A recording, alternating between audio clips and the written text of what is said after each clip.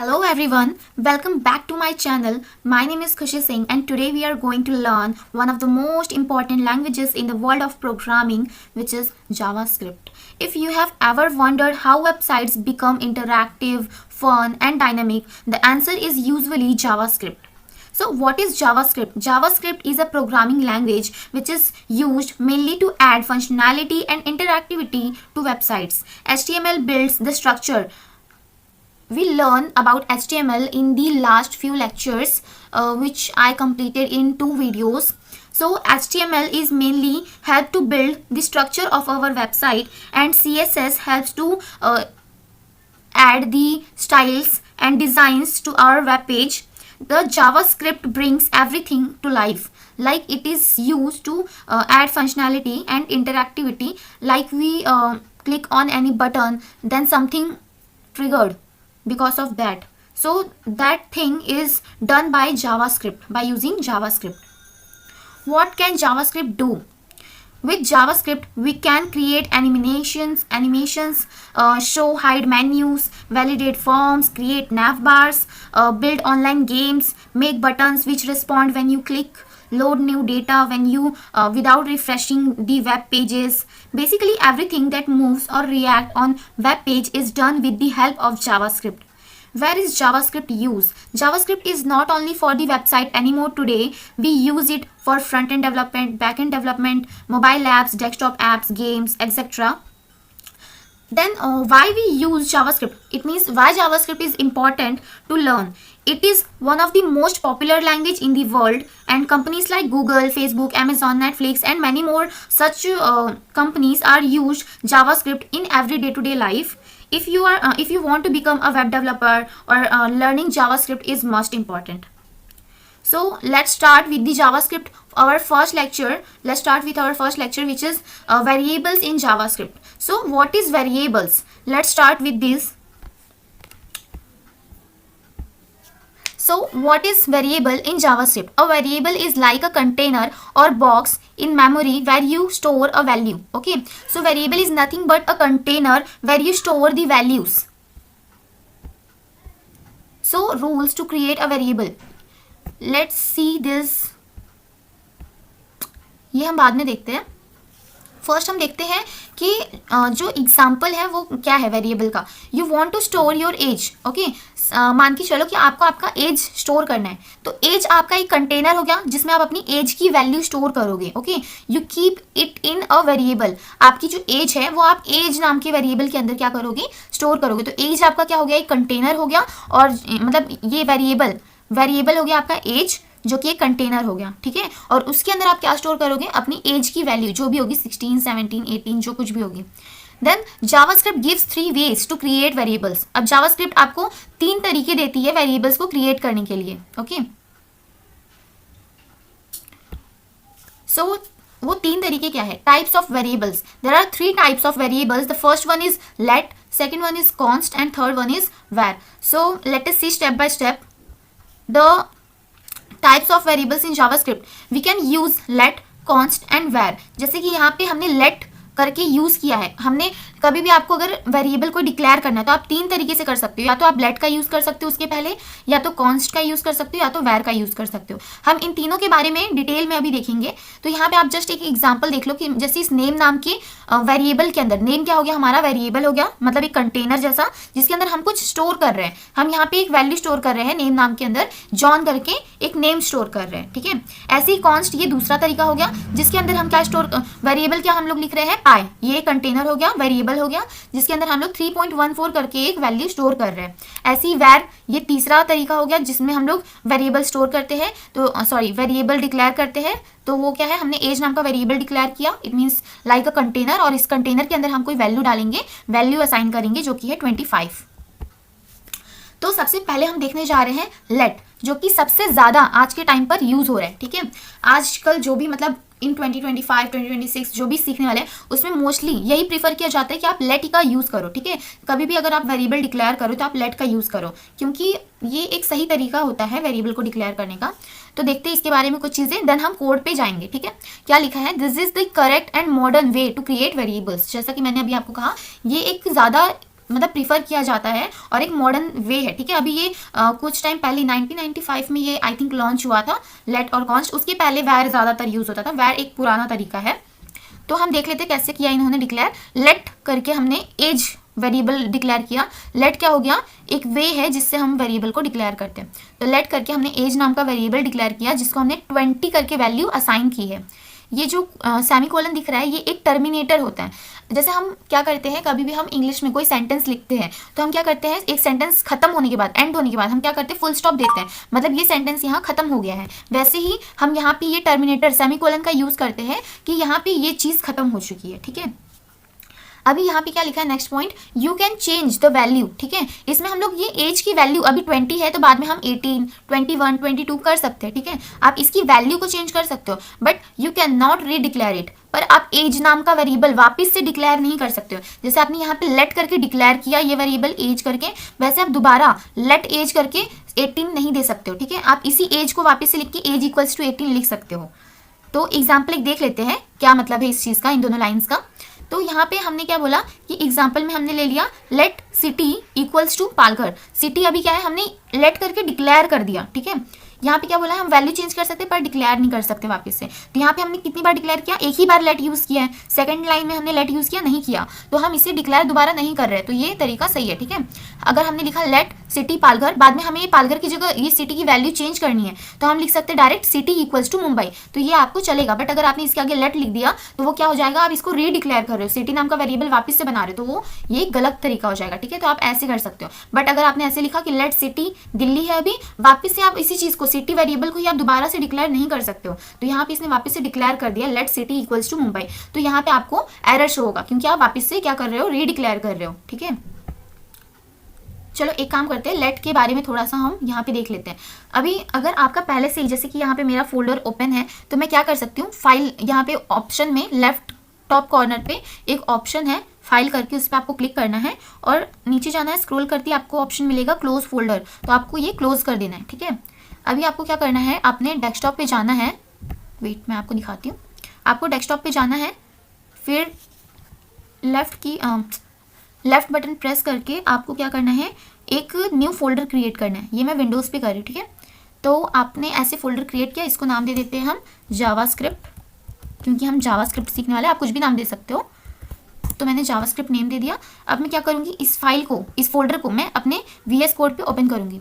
VS code editor हम क्यों use कर रहे हैं, क्योंकि अगर आपको इंस्टॉलेशन का प्रोसेस देखना है, VS कोड कैसे इंस्टॉल कर सकते हैं, आप किसी और वीडियोस से भी, यूट्यूब पे बहुत सारे वीडियोस अवेलेबल है, आप वहाँ से भी देख सकते हो। बट अगर आपको चाहिए कि मैं उसका वीडियो बनाऊँ तो आप मुझे कमेंट कर देना, ओके। तो आपको क्या करना है, ये VS कोड हम लोग इसलिए यूज़ करते हैं क्योंकि हमें इसमें बहुत सारी चीज़ें बिल्ड इन मिलती है, ठीक है। मतलब आगे मैं बताती हूँ कैसे, क्या हम क्यों यूज़ कर रहे हैं। तो आपको क्या करना है, यहाँ पे फाइल जो लिखा है वहाँ पे आपको क्लिक करना है वापस से, और यहाँ पे आपको यहाँ पे ऑप्शन दिख रहा है ओपन फोल्डर का, इस पर क्लिक करना है आपको। देन हमने डेस्कटॉप पे बनाया था तो मैं डेस्कटॉप पे जा रही हूँ और ये रहा मेरा जावास्क्रिप्ट का फोल्डर, इस पर क्लिक करूँगी और यहाँ नीचे सिलेक्ट फोल्डर के ऊपर क्लिक कर दूँगी, तो ये फोल्डर मेरे VS कोड के अंदर ओपन हो गया। अब मुझे क्या करना है, मुझे एक फाइल बनानी है, उसका नाम हम देंगे, यहाँ पर न्यू फाइल पे क्लिक करना है आपको और लिखना है index.html। जैसे आप index.html लिखोगे आपका ये फाइल बनकर रेडी हो चुका है। अब आपको क्या करना है, आपको Shift+1 प्रेस करना है, ये एक्सक्लेमेशन मार्क आएगा और फिर आपको एंटर कर देना है। तो यही एक जो मतलब हमें फ्री में मिलता है, इसमें कुछ चीज़ें बिल्डिंग मिलती है। जैसा कि मैं बता रही थी कि VS कोड में बहुत सारे शॉर्टकट्स होते हैं जिससे आपका आधा से ज़्यादा कोड वो खुद ही आपको लिख कर दे देता है, तो आपको ज़्यादा इसमें मेहनत करने की ज़रूरत नहीं पड़ती है। तो अगर आपको बड़े बड़े वेबसाइट्स बनाने तो बहुत सारे, और ये क्या करता है, मल्टीपल चीज़ों को सपोर्ट कर सकता है। आप इसी पे अपना पाइथन का भी कोड लिख सकते हो इसी कोड एडिटर पे, और जावास्क्रिप्ट, जावा, मतलब किसी का भी कोड आप यहाँ पे कर सकते हो। और साथ ही साथ सबके लिए इसमें बहुत सारे एक्सटेंशन भी, यहाँ पे एक्सटेंशन का आप देख सकते हो, यहाँ पे बहुत सारे एक्सटेंशंस प्रेजेंट है जहाँ से आप इंस्टॉल कर सकते हो, प्रिटियर ये सब, फिर ES7, तो यहाँ पे आप एक्सटेंशन यूज़ कर सकते हो। अब ये हमारा फाइल बन गया। अब आपको क्या करना है, एक और फाइल क्रिएट करनी है। पहले हम Ctrl+S प्रेस करके इसे सेव कर देते हैं। अब हम एक और फाइल क्रिएट करेंगे जिसको नाम देंगे script.js। script.js करके आपने ये एक न्यू फाइल क्रिएट कर दी। अब आपको क्या करना है, वापस से आपको इस जाना है index.html वाले फोल्डर में, फाइल में, और आपको ये जो बॉडी टैग ओपन है और क्लोज है उसके बीच में आपको की रखना है, आपका एंटर करना है और आपको लिखना है स्क्रिप्ट। जैसे आपने SC लिखा, यहाँ पे देखो एक और एमिट एब्रिवेशन करके आ रहा है, ये सब शॉर्टकट्स हैं जो आपको मतलब कि पहले से ही रेडी करके मिल जाएगा। फिर आपको यहाँ पे ये एंगल ब्रैकेट के अंदर जाना है और आपको एक स्पेस देके SRC लिखना है। SRC मीन्स सोर्स, वो जो फाइल है उसका यहाँ पे पाथ आएगा, ठीक है, कि वो फाइल है कहाँ पे। तो हम इस फाइल का नेम लिख देंगे script.js, ठीक है। SC लिखा, वो अपने आप ही उसने फाइल का नेम ले लिया, तो मैंने एंटर किया और ये आ गया। अब मैं Ctrl+S करके सेव करूँगी। अब आपको करना क्या है, सबसे पहले तो हम लिखेंगे कोड कुछ, ठीक है। ये फाइल के अंदर हम कुछ कोड लिखेंगे, जैसे कि हम लोगों ने अभी क्या सीखा, हम लोगों ने सीखा लेट के बारे में, ठीक है। क्या यहाँ पे डिक्लेयर किया, लेट एज इक्वल्स टू 20। हम करके देखते हैं। हम नेम नाम का वेरिएबल क्रिएट करते हैं। अब वेरिएबल डिक्लेयर करने के लिए हम यूज़ कर रहे हैं लेट का, ठीक है। और मैं यहाँ पे वेरिएबल का नाम क्या दे रही हूँ, नेम करके, ठीक है। और इक्वल्स टू, मैं स्ट्रिंग के अंदर कभी भी अगर आप कोई sequence of character, single character या फिर मल्टीपल कैरेक्टर पास करना है आपको, ठीक है, मतलब अल्फ़ाबेट्स, लेटर्स पास करने हैं, वर्ड्स, तो वो आप किस में लिखोगे, ये डबल कोट्स के अंदर। कभी भी आपको डबल कोट्स या फिर सिंगल कोट्स भी आप यूज़ कर सकते हो, जैसे कि मैंने यहाँ लिख दिया खुशी, ठीक है। और आपको एक टर्मिनेटर देना ज़रूरी है कि ये मेरा लाइन ख़त्म, ठीक है। अभी आप Ctrl+S करो तो आपका ये लिख के आ गया, बट आप देखोगे कैसे, ठीक है। आपको उसके लिए क्या करना है, आपको एक लाइन लिखनी है console.log। वैसे ही हम बाद में देखेंगे, बट मैं आपको अभी बता देती हूँ। अभी आप बस समझ के लो, बाद में हम इसको डिटेल में समझेंगे कि एक्चुअली ये है क्या। इसके अंदर हम लोग अपना वेरिएबल पास करेंगे, ठीक है, नेम, और ये लाइन भी हम क्या कर देंगे, ऐसे टर्मिनेट कर देंगे। अभी ये एक्चुअल ना पहले ये कीवर्ड था, इसकी वजह से ये ऐसा शो हो रहा है, तो मैं इसको क्या करती हूँ, नेम को थोड़ा ऐसे लिखती हूँ और यहाँ पे भी चेंज कर देती हूँ। एक्चुअल में आपने जो वेरिएबल का नेम दिया ना यहाँ पे, वो आपको एग्जैक्ट यहाँ पे पास करना पड़ेगा, तभी वो आपके कंसोल विंडो पे शो होगा। अभी आपको Ctrl+S करके सेव करना है। और आपको कभी भी अगर ब्राउजर पे ये चीज़ देखनी है तो आप जाओगे index.html के पेज पे, आपको डबल क्लिक करना है और फिर ये ओपन विथ लाइव सर्वर वाले ऑप्शन पे क्लिक करना है, तो आपका ब्राउजर ओपन हो जाएगा, ठीक है। अभी यहाँ पे आपको शो होता हुआ दिखेगा server is started at port करके, और सोर्स लिख के आएगा लाइव सर्वर। इट मीन्स आपका अब ये सर्वर स्टार्ट होने वाला है, ठीक है। तो आप देख सकते हो कि यहाँ पे आपका सर्वर स्टार्ट हो रहा है।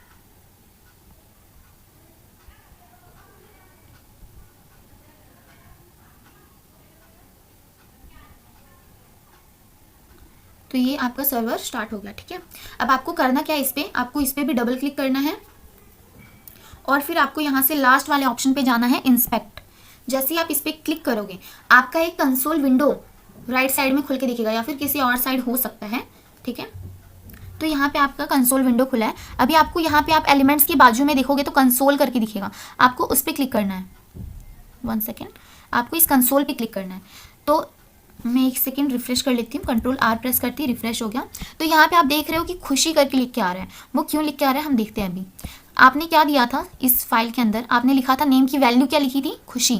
तो कभी भी अगर आप console.log करोगे और आपने लिखा है नेम, तो नेम के अंदर जो आपने वैल्यू स्टोर की है ना, आपको आउटपुट के अंदर क्या दिखेगा, वो दिखेगा, ठीक है। आपको आउटपुट के अंदर वो दिखेगा। जैसे कि अभी मैं एज यहाँ पे डालती हूँ, वेरिएबल मैंने डिक्लेयर किससे किया, लेट से। यहाँ पे मैंने लिखा है एज, और यहाँ पे मैं एज का वैल्यू, कभी भी नंबर्स आपको डबल कोट्स में नहीं लिखना है, सिर्फ words, letter, sequence of character ये जो होते हैं उन्हें हम किस में लिखते हैं, डबल कोट या सिंगल कोट्स में लिखते हैं। बाकी जो नंबर, फ्लोट, डेसिमल ये सब होते हैं उनको हम एज इट इज़ लिखते हैं। जैसे कि एज में यहाँ पे लिख रही हूँ 20, और यहाँ पे मुझे प्रिंट क्या करवाना है, console.log मतलब कंसोल के ऊपर वो चीज़ प्रिंट हो जानी चाहिए, तो मुझे एज की वैल्यू प्रिंट करानी है। तो मैं यहाँ पे जैसे ही एज लिखूंगी, मुझे कंसोल पे क्या दिखने वाला है, उसकी वैल्यू 20। तो देख लेते हैं, ये देखो आपको क्या लिख के आ रहा है यहाँ पे 20, ठीक है। अभी हम एक और चीज़ देखते हैं, जो हमने दो उसके टेक्निक्स पढ़े थे कि हम उसे क्या कर सकते हैं, रीडिक्लेयर नहीं कर सकते, बट हम उसे क्या कर सकते हैं, उसको वैल्यू वापस से असाइन कर सकते हैं। क्या बोला था, हम लोग उसकी वैल्यू को चेंज कर सकते हैं, वैल्यू दोबारा से असाइन कर सकते हैं, पर रीडिक्लेयर नहीं कर सकते। तो हम देखते हैं, अभी मैंने लेट करके डिक्लेयर किया एक बार, ठीक है, और एज की वैल्यू ये दे दी। अभी मैं सिर्फ वैल्यू को चेंज करने जा रही हूँ, डिक्लेयर नहीं करूँगी वापस से। जो एज थी उसकी वैल्यू को अब मैं कर दे रही हूँ हमने क्या किया है, हमने एज दे दिया है इस बार 17। तो इससे क्या होगा, हमारी जो एज है यहाँ पे एज क्या हो गई है अभी 17। जब हमने लेट करके डिक्लेयर किया था तब हमारी एज थी 20, बट अभी मैंने उसकी वैल्यू को चेंज करके 17 किया है। और अब मैं जब एज को प्रिंट करा रही हूँ तो कंट्रोल एस करके सेव करेंगे, और जब मैं एज को प्रिंट करा रही हूँ तो इस बार मेरी वैल्यू क्या आएगी 17, ठीक है।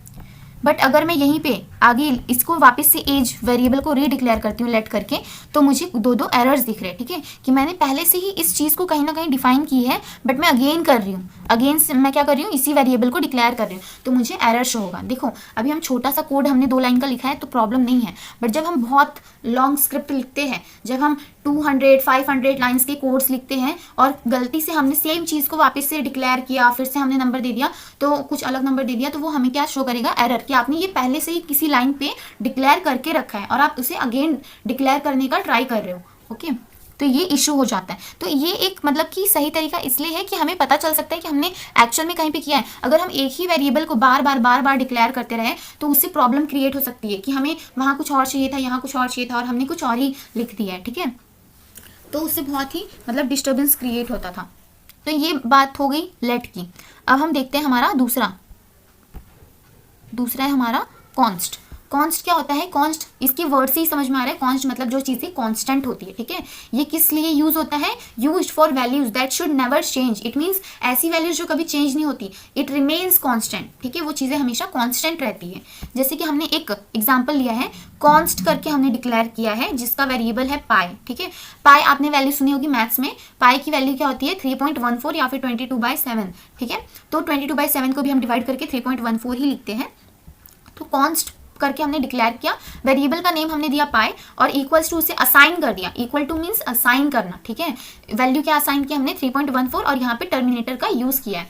अब एक्चुअली यहाँ पे हो क्या रहा है 3.14 एक कांस्टेंट वैल्यू, जब हमें ऐसी कुछ वैल्यू स्टोर करानी रहती है तो हम यूज करते हैं कॉन्स्ट वेरिएबल का जो मतलब टाइप होता है, जैसे हम डिक्लेयर करते हैं तो डिक्लेयर करने का ये वाला टाइप हम यूज करते हैं कॉन्स्ट। अब कॉन्स्ट का क्या कुछ उसके क्या रूल्स है कि ये चेंज मतलब कैन नॉट चेंज वैल्यू, इसमें हम इसकी वैल्यू भी चेंज नहीं कर सकते, क्योंकि हम लोग कॉन्स्ट क्यों यूज करते हैं, ताकि जिसकी वैल्यू ही चेंज ना हो बाद में, ठीक है। तो इसलिए हम इसकी वैल्यू चेंज नहीं कर सकते, इसे हम रीडिक्लेयर भी नहीं कर सकते कि कॉन्स्ट पाई इक्वल्स टू, इस बार हमने फर्स्ट लाइन में डिक्लेयर कर दिया, देन अगेन हम इसे रीडिक्लेयर करने जा रहे हैं कॉन्स्ट पाई इक्वल्स टू 3.14 या फिर कुछ और वैल्यू असाइन करें, तो वो दोनों ही तरीका इसमें गलत होगा। ये किस लिए ज्यादातर यूज होता है, जिसकी वैल्यूज फिक्स्ड होती है, ठीक है। तो ये हम ज्यादातर चेंज नहीं करते हैं। अगर पाई की वैल्यू अभी हमने 3.14 डाली, बाद में हम इसे एक्यूरेट करने के लिए 3.14159 कर रहे हैं तो हमें एरर ही शो होगा, ठीक है। लिख के देख लेते हैं। इस बार हमने लेट यूज किया था, अभी हम यूज करेंगे कॉन्स्ट एज पाई ही लिख लेते हैं, कॉन्स्ट पाई इक्वल्स टू 3.14, ठीक है। तो इससे और टर्मिनेटर अपना लगा देंगे, टर्मिनेटर लगाना मत भूलना, और console.log हम क्या कर लेंगे पाई की वैल्यू। अभी हम हमने पाई लिखा है और हम जैसे ही इसकी वैल्यू देखेंगे तो 3.14 हमें इसकी वैल्यू मिल जाएगी, ठीक है। इसमें ज़्यादा कुछ नहीं है, हम इसे रीडिक्लेयर भी नहीं कर सकते, शायद हम देख लेते हैं। अगर हम लिख रहे हैं कॉन्स्ट, वापिस से हम उसी वैल्यू को रीडिक्लेयर करें तो ये हमें उसी वक्त तुरंत ही एरर शो करेगा, ठीक है, कि आपने कुछ गलत किया है। और हम वापस से लिख रहे हैं 3.14, तो ये क्या हमें शो करेगा, एरर शो करेगा। और जैसे हम कंट्रोल एस करके हमने सेव किया तो यहाँ पे भी हमें एरर बताएगा कि uncaught syntax error, identifier pi has already been declared, मतलब ऑलरेडी पाई नाम का जो वेरिएबल है वो ऑलरेडी डिक्लेयर्ड है, वो वापस से आप डिक्लेयर करने की कोशिश कर रहे हो, आप रीडिक्लेयर कर रहे हो, तो आपको एरर शो होगा, ठीक है। और साथ ही साथ अगर समझ लो आपने ये रीडिक्लेयर तो नहीं किया पर आप बस वैल्यू इसकी चेंज करने की कोशिश कर रहे हो, तो भी क्या होगा, ये एक गलत तरीका हो जाएगा, ठीक है। तो जैसे हमने पाई की वैल्यू यूज मतलब चेंज की तो ये क्या बोला है, असाइनमेंट टू कांस्टेंट वेरिएबल, हमने कुछ वैल्यू असाइन कर दी किसको, कांस्टेंट वेरिएबल, जो कि वेरिएबल हमारा कैसा था, कांस्टेंट था वो वेरिएबल, उसकी वैल्यू हम चेंज करने का ट्राई कर रहे हैं, तो ये एक गलत तरीका हो जाएगा। तो ये हो गया कांस्टेंट के बारे में। अभी नेक्स्ट हम देखेंगे थर्ड वेरिएबल जो कि वैर।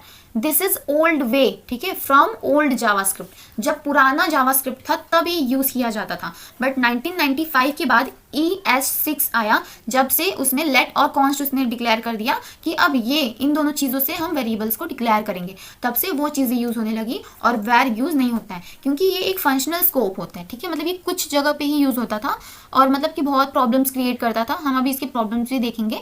तो ये क्या है, ये एक ओल्ड तरीका है और ये सिर्फ हम अंडरस्टैंडिंग के लिए सीखते हैं, ठीक है, इसे हम यूज़ नहीं करते आज के टाइम पे। ये सिर्फ ये कि हम मतलब वैर होता क्या है, एक वेरिएबल डिक्लेयर करने का टाइप है, आपको बस एक पता होना चाहिए कि एक्चुअल में क्या होता है।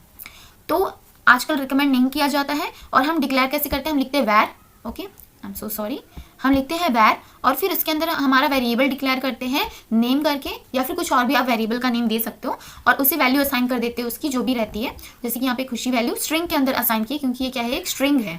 एक टेक्स्ट या फिर कैरेक्टर जो होता है वो हम स्ट्रिंग डबल कोड या सिंगल कोड के अंदर ही लिखते हैं। देन इसमें टर्मिनेटर यूज किया है। अब इसके साथ प्रॉब्लम्स क्या क्या होती है, वैर के साथ ये प्रॉब्लम्स होती है कि इट कैन बी रीडिक्लेयर्ड, वो बार बार आप रीडिक्लेयर कर सकते हो। एक ही वेरिएबल को आप क्या कर सकते हो, वैर नेम खुशी, वैर नेम खुशी, वैर नेम खुशी, उसको बार बार आप फालतू में डिक्लेयर करते जा रहे हो। आपको मतलब समझ लो आपने थाउजेंड्स लाइन पहले या फिर 100 लाइन्स पहले भी अगर आपने ये नाम डिक्लेयर किया और आपको याद नहीं है कि आपने डिक्लेयर किया, आप अगेन उसको लाइन में डिक्लेयर किए जा रहे हो 2-4 बार, तो इससे क्या हो रहा है, आपका कोड क्या हो रहा है, लॉन्ग हो रहा है, ठीक है, फालतू की चीज़ें रिपीट होती जा रही है, तो वो एक प्रॉब्लम हो जाती है। बैड फॉर लार्ज प्रोग्राम्स, ठीक है, ये ज़्यादा प्रॉब्लम किसमें क्रिएट करती है, जब बड़े बड़े प्रोग्राम्स हम करते हैं, बड़े बड़े प्रोग्राम्स लिखते हैं, कोड लिखते हैं, स्क्रिप्ट लिखते हैं, तब ये प्रॉब्लम्स होती है। सेकंड पॉइंट क्या है प्रॉब्लम का, हैज़ फंक्शनल स्कोप, ठीक है, इसका फंक्शनल स्कोप है इसलिए वो बहुत कंफ्यूजिंग भी हो जाता है कि वो एक फंक्शन तक ही काम करता है। जैसे वैर नेम करके हमने डिक्लेयर कर दिया, तो वो अगर हम कहीं और यूज़ करना चाहे उस फंक्शन के बाहर तो हम यूज़ नहीं कर सकते उस चीज़ को, तो हमें वो भी वापस से डिक्लेयर करना पड़ेगा, तो थोड़ा कन्फ्यूजन भी क्रिएट होता है,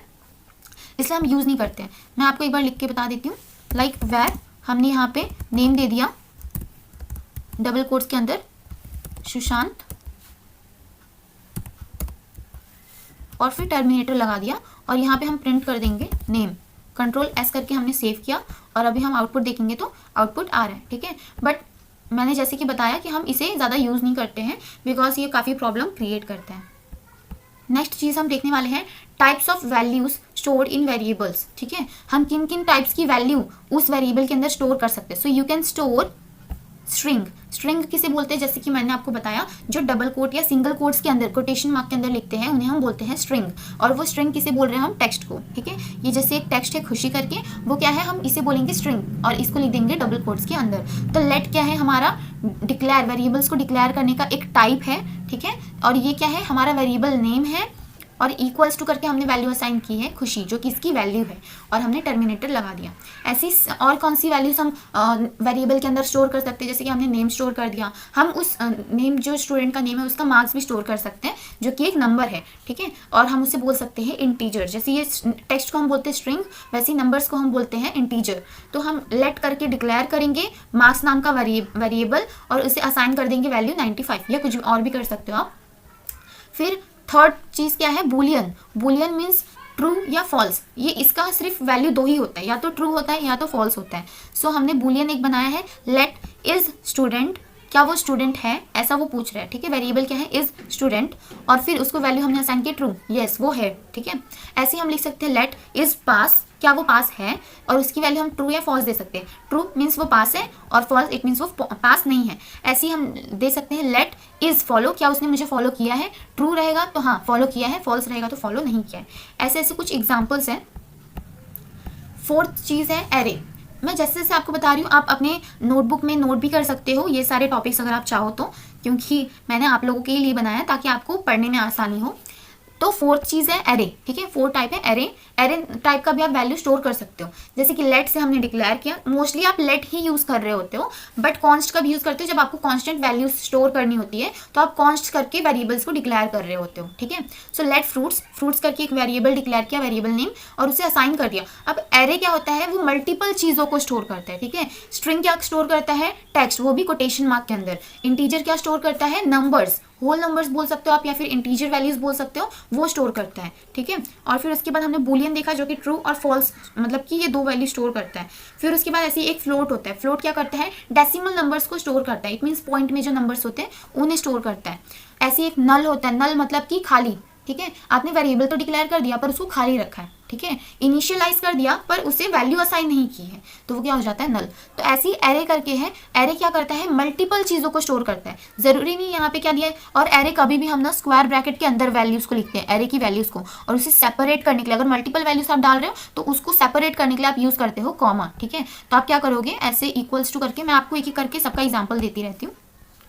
जैसे कि यहाँ पे मैं लेट लिख देती हूँ, लेट करके हमने नेम यूज़ किया और उसको वैल्यू असाइन कर दी सुशांत, और ऐसे करके प्रिंट करा दिया नेम, और तो ये क्या हो जाएगा आपका, ये स्ट्रिंग का एग्जाम्पल हो जाएगा। ऐसे ही मैं लिखूंगी नम, ठीक है, नम मीन्स नंबर स्टोर करा रही हूँ, और नंबर कोड्स में मैं स्टोर कराऊंगी नहीं, तो मैं यहाँ पे लिख दूंगी 12। तो ये हो गया मेरा नंबर स्टोर, मतलब मैंने डिक्लेयर किया नम नाम का वेरिएबल, उसके अंदर वैल्यू असाइन कर दी 12, और टर्मिनेटर से मैंने उसे स्टॉप कर दिया, एंड कर दिया, और फिर मैं कंसोल डॉट लॉग मतलब अपने कंसोल पे प्रिंट क्या करवा रही हूँ, मेरा नम, ठीक है। और कंट्रोल एस करके जैसे ही मैं सेव करके देखती हूँ तो यहाँ पे मुझे मेरा नम की वैल्यू मिल रही है, आपको विजिबल है, ठीक है। आगे देखते हैं, ये हो गया इंटीजर। अब हम इसके अंदर फ्लोट डालेंगे, ठीक है। वैसे आप इसका टाइप भी देख सकते हो, एक सेकेंड, हाँ मैं आपको दिखाती हूँ, कंट्रोल एस। अगर मुझे टाइप देखना है तो मैं क्या करूँगी, इसको ब्रैकेट के अंदर डालूंगी, सिलेक्ट किया मैंने, और ओपन ब्रैकेट को जैसे ही मैंने क्लिक किया तो वो ब्रैकेट आजू बाजू लग गया, आप मैनुअली भी लगा सकते हो।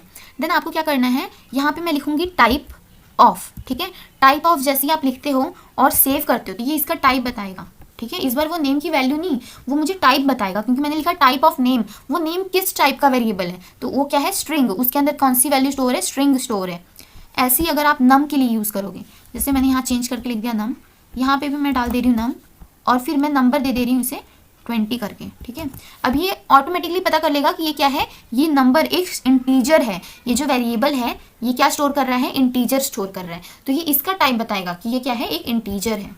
मैंने जैसे ही सेव किया तो ये यहाँ पे बता रहा है कि ये क्या है, एक नंबर, ठीक है, नंबर, इंटीजर, ऐसा आप बोल सकते हो। फिर अगर मैंने इसमें फ्लोट वैल्यू दे दी, ठीक है, मतलब कि पॉइंट में डेसिमल वैल्यू दे दी, और फिर इसी को मैं वापस से सेव कर रही हूँ, तो ये मुझे बोलेगा क्या है, ये फ्लोट है, ठीक है। इसका टाइप क्या है, फ्लोट। 1 सेकेंड,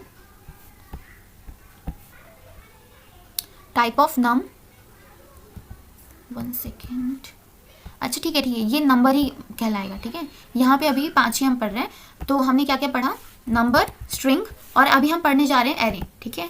तो एरे, जब भी हम एरे की बात करते हैं, एरे ज़रूरी नहीं कि स्ट्रिंग ही स्टोर करेगा, वो क्या नंबर्स भी स्टोर कर सकता है, ठीक है। अभी मैं यहाँ पे एरे की जगह लिख रही हूँ मार्क्स, और जैसे ही हम कुछ भी लेट करके हमने डिक्लेयर किया मार्क्स नाम का वेरिएबल, जिसके अंदर हम एक एरे स्टोर कर रहे हैं। एरे स्टोर कैसे करते हैं, स्क्वायर ब्रैकेट्स के अंदर, और उसके अंदर मल्टीपल वैल्यूज पास करते हैं, और क्या करते हैं हम लोग, कॉमा से उसे सेपरेट करते हैं, ठीक है। ऐसे से करके मैंने बहुत सारे स्टूडेंट्स का मार्क्स स्टोर किया है, और फिर मैं इसी को प्रिंट कर रही हूँ। पहले मैं इसका टाइप प्रिंट करके देखती हूँ, टाइप क्या आएगा, एरे, ओके। सो एरे और ऑब्जेक्ट, या फिर आप जो फंक्शंस बनाते हो, ये सब किस में आता है, ऑब्जेक्ट में, ठीक है।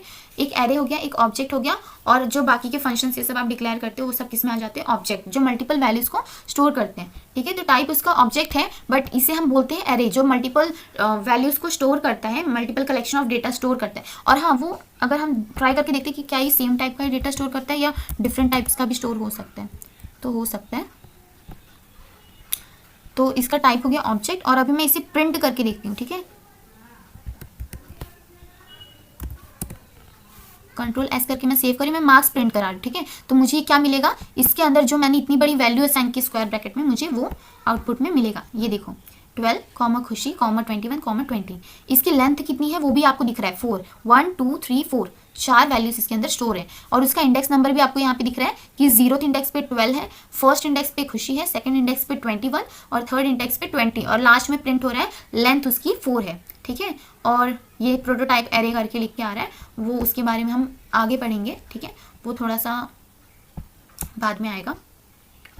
तो ऐसे करके हम एरे स्टोर करते हैं। आगे हम देखते हैं क्या है, ऑब्जेक्ट। ऑब्जेक्ट कैसे क्रिएट होता है, मतलब हमने जब टाइप ऑफ बोला ना, तो टाइप ऑफ में क्या होता है, ये सब एक ऑब्जेक्ट के अंदर ही आता है, पर स्पेसिफिकली हम ऑब्जेक्ट ऐसी चीज़ों को बोलते हैं जो की और वैल्यू के पैर में डेटा को स्टोर करते हैं, ठीक है। वैल्यूज को स्टोर करती है, कैसी वैल्यू को स्टोर करती है, की, ये जो नेम है यहाँ पे, ये एक अलग वेरिएबल है, ये जो नेम है इसे हम बोलते हैं की, फिर हम लगाते हैं कोलन, और फिर हम उसका क्या पास करते हैं, वैल्यू, ठीक है।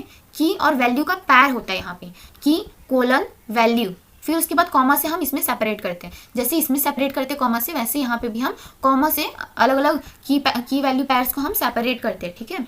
और यहाँ पे हम स्क्वायर ब्रैकेट का यूज़ करते हैं, ऑब्जेक्ट के अंदर हम कर्ली ब्रेसेस का यूज़ करते हैं, और यहाँ पे भी हम दोनों तरफ क्या कर रहे हैं, लास्ट में एंड पे टर्मिनेटर दे रहे हैं। तो ऑब्जेक्ट क्या है, लेट से हमने डिक्लेयर किया एक स्टूडेंट नाम का ऑब्जेक्ट, यहाँ पे फ्रूट्स नेम का क्या था, एरे था, यहाँ पे स्टूडेंट नाम का एक ऑब्जेक्ट है जिसको हम वैल्यू असाइन कर रहे हैं, कर्ली ब्रेसेस के अंदर मल्टीपल वैल्यूज असाइन कर रहे हैं। नेम क्या है, की है, और कोलन खुशी क्या है, स्ट्रिंग के अंदर उसकी वैल्यू है, ठीक है। नेम की वैल्यू की है, सॉरी ये जो की है नेम करके, उसकी वैल्यू क्या है, खुशी है। और ऐसे ही एज, एज नाम का क्या है, की है, कोलन उसकी वैल्यू क्या है 20। तो ये की और वैल्यू के पैर्स इसमें होते हैं, ठीक है। अब हम लास्ट में, बस आज ये एंड होने वाला है आपके चैप्टर का, तो लास्ट में हम देखेंगे कि हम अपना आउटपुट कैसे देखते हैं। वैसे तो हम देख चुके हैं अपना आउटपुट, बट फिर भी एक बार हम देख लेते हैं, how to see output in JavaScript, ठीक है। जावास्क्रिप्ट पे अगर आप कोई कोड लिख रहे हैं तो उसका आउटपुट आप कैसे देखोगे, और console.log का हम थोड़ा सा और यूज देखने वाले हैं यहाँ पे, और कुछ और तरीके से भी हम देखते हैं आउटपुट देख पाते हैं या नहीं। तो सबसे पहले हम यूज़ करने जाएंगे console.log, ठीक है। जैसे कि हमने ये मेथड यहाँ पे यूज़ किया है console.log करके। तो कंसोल विंडो के ऊपर आप क्या कर सकते हो, लॉग, लॉग मीन्स कुछ चीज़ें प्रिंट कर सकते हो, कुछ डेटा प्रिंट कर सकते हो। जैसे मार्क्स आप लिखोगे तो मार्क्स के अंदर जितनी भी वैल्यू असाइन होगी वो सब आपको प्रिंट होकर मिलेगा। नेक्स्ट हम क्या देखेंगे, right this code in script.js file, ठीक है। script.js नाम की हमने फाइल बना के रखी है, उसके अंदर हम कुछ कोड लिखेंगे और उस फाइल को हम किससे, एक सेकेंड मैं दिखाती हूँ।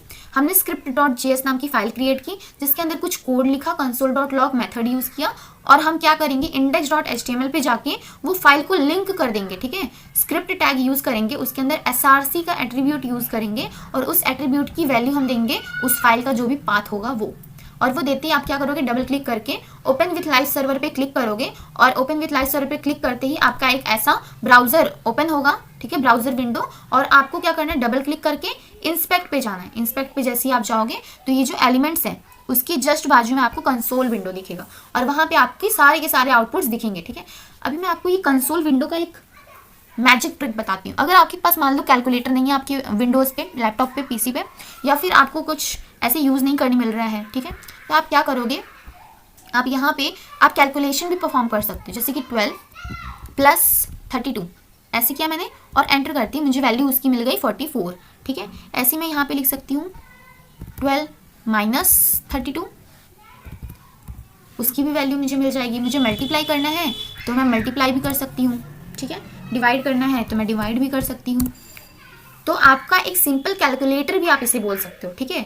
यही चीज़ आप डायरेक्ट कंसोल पे भी लिख सकते हो तो आपको आंसर मिलेगा। यही चीज़ आप console.log मेथड के अंदर भी अगर आप लिखोगे यही सब चीज़ें तो भी आपको आंसर मिलेगा। जैसे कि मैं console.log के अंदर मैं क्या लिख रही हूँ, 2 + 4 और Ctrl S करके सेव कर रही हूँ, तो समझ लो मैंने ये कंसोल जो विंडो था ना हमारे, उसकी लाइन पे मैंने लिखा है 2 + 4, तो मुझे वो वैल्यू मिल रही है। तो ऐसे आप इसके अंदर भी लिखोगे तो आपको वैल्यू मिल जाएगी। फिर मैं और क्या लिख सकती हूँ, मैं यहाँ पे लिखती हूँ console.log। अब ये तो हो गया कि हम बाहर की वैल्यूज़ को इसमें डाल के उसकी वैल्यूज़ प्रिंट करा रहे हैं ना, बाहर के वेरिएबल्स डाल के। अब मैंने यहाँ पे डायरेक्ट क्या किया, 2 + 4 किया तो उसमें 6 मिला आउटपुट। मैंने मार्क्स इसके अंदर स्टोर किया था तो मार्क्स की जो भी वैल्यू थी वो मिल रही थी। अब मैं करूँगी console.log और उसके अंदर मैं स्ट्रिंग ही पास करूँगी कि मुझे स्ट्रिंग क्या है, दिस इज़ माई स्ट्रिंग, और Ctrl S करके सेव करते ही मुझे सेम एज इट इज़ जो भी मैं कोटेशन मार्क के अंदर लिखूंगी मुझे एज इट इज़ वो लिखा हुआ मिल जाएगा, दिस इज़ माई स्ट्रिंग। यहाँ पे क्या हुआ, एक ऑपरेशन परफॉर्म होकर मुझे उसका आंसर मिला। पर यहाँ पे अगर मैं कोड्स के अंदर लिखती हूँ 6 + 4, ठीक है, मैं आपको लिख के बताती हूँ। अगर मैंने ये डबल कोड के अंदर लिखा 1 2 + 2, मुझे आंसर क्या मिलेगा आप बताओ, 12 + 2 क्या होगा, 14? नहीं, हमने स्ट्रिंग में लिखा है और मैंने बोला स्ट्रिंग में हम जो कुछ भी लिखते हैं वो एज इट इज़ हमारे कंसोल पे प्रिंट होगा, ठीक है। तो मुझे 12 + 2 ही लिख के मिलेगा। क्या मिला मुझे, 12 + 2। पर जैसे ही मैं ये कोटेशन मार्क हटा देती हूँ इसकी साइड से तो मुझे क्या मिलेगा, 12 + 2 की एक्चुअल वैल्यू जो होगी 14 वो मुझे आउटपुट में मिलेगा, ठीक है। तो हम ऐसे यूज़ करते हैं console.log को। अब मैं एक और console.log यूज़ कर रही हूँ जिसमें मैं स्ट्रिंग और साथ ही साथ उसकी वैल्यू भी प्रिंट कराऊंगी। तो एडिशन, पहले मैं डबल कोट्स यूज़ कर लेती हूँ, एडिशन ऑफ 2 and 4 इज़, ऐसे करके मैंने इसके बाद एक स्पेस भी दिया, ठीक है, कोलन लगा के एक स्पेस दिया। तो एक स्पेस के बाद मेरा जो भी 2 + 4 होगा वो प्रिंट होगा, ठीक है। अब मुझे क्या करना है, इतना तो मेरा एज इट इज़ प्रिंट होगा, मैं आपको दिखा देती हूँ। एडिशन ऑफ 2 and 4 इज़, फिर कोलन करके स्पेस, ऐसे ही प्रिंट होगा।